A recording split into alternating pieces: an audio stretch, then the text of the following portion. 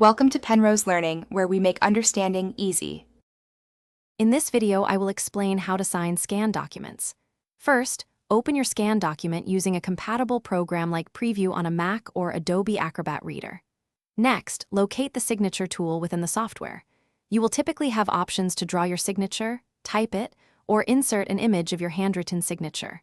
Once applied, adjust its size and position to fit perfectly on the document.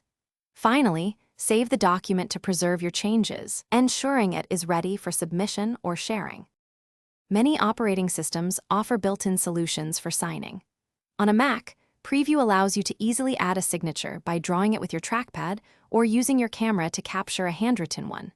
For Windows users, Adobe Acrobat Reader provides a fill and sign tool, enabling you to type, draw, or upload an image of your signature directly onto a PDF. These methods are straightforward and require no additional software, making them excellent choices for quick and secure document signing.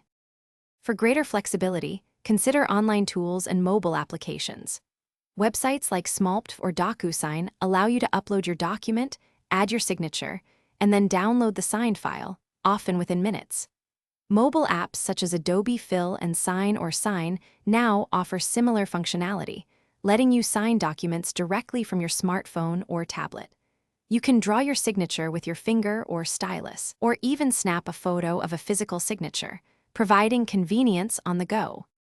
When signing scan documents, always prioritize security and clarity. Before using any online service, verify its reputation and privacy policy to protect your personal information.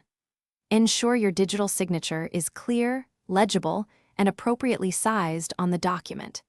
It is also a good practice to save a copy of the original, unsigned document before applying your signature. Keeping a backup of your signature image can save you time for future signing tasks, ensuring efficiency and professionalism.